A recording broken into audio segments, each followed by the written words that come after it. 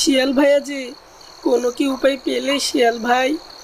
উপায় তো একটা পেয়েছে, তোমায় কি করতে হবে বলছি শোনো। এই বলে শিয়ালটি খরগোশের কানে কানে কি যেন বলে।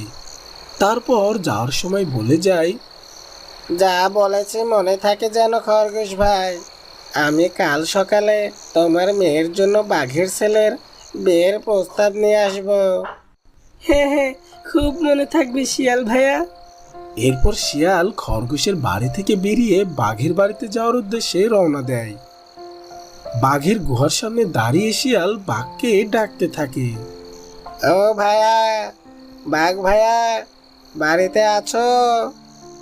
আরে শিয়াল ভাইয়া, এই রাতে আমার কাছে হঠাৎ কি মনে করে এলে? এলাম যখন কারণ তো নিশ্চয় আছে। আগে